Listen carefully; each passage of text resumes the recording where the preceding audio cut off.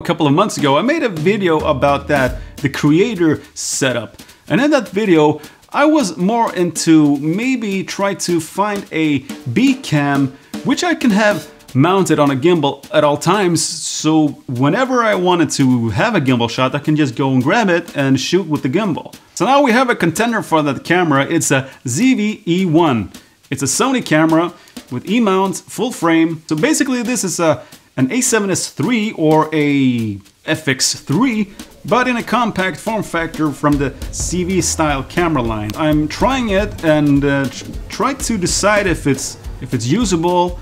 I'm a little bit worried about overheating. I've been doing a couple of tests here with the camera and it does overheat. I put this on a tripod in the sun at my balcony back here, and it could record 4K 25p for like 30 minutes. Then it overheated and shut down. But there's a lot to like about this little camera. I love it that it's so small, and I've seen that people, they are rigging this out and you know, putting cages on it and top handles and side handles and all of that, but I'm more into having it slimmed down and keeping this tiny form factor. That's a lot more interesting for me. There are some times you want to go out and shoot and you don't want to be getting all of that attention from people around when you have your fully rigged out A7S III, and you know, it's hard to be discreet, but it's nice to have a small camera but with full frame. The only drawback here is that you don't get any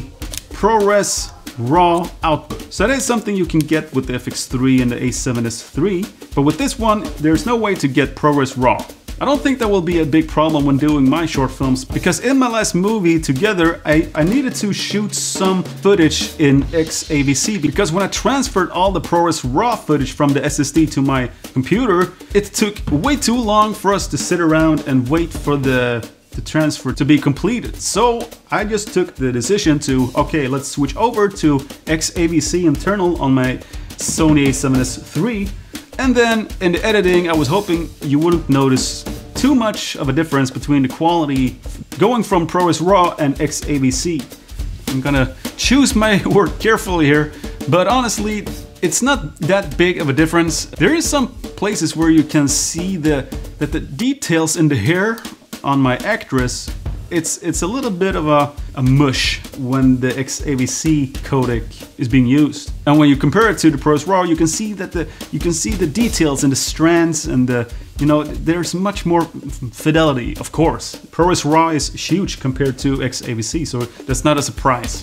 But I've come to realize that most times when I'm shooting my short films, my camera is mostly on a stand, and there are those couple of shots that you want the camera to move, and that is why I want this to be that camera.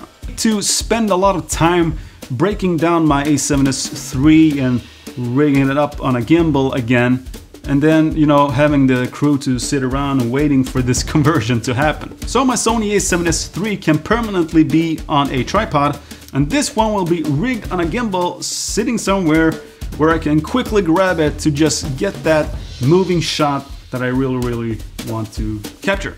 And of course, it's nice to stick to one system. I've been looking at, you know, the Lumix S5 Mark II, and that's also a very competent camera. I'm thinking it's geared more towards professional, and this is more towards the creator and YouTubers and those people. And also Canon got a couple of options in this price range, but I really want to stick to one system. I don't want to have multiple lenses and, you know, you can't swap them in and out. When I stick to one system, I can just, you know, I can buy a lens and just know that this lens can be used on all my cameras. That's very nice. So I've been doing my videos here in my living room, but I'm also a little bit into trying out new things. You know, find some nice locations and actually be outside sometimes. So I will be trying this camera to see if it works for me. And if you got any questions about it, let me know in the comment section. I will answer every one of you. That's all I have for now. I'll see you in the next one. Bye!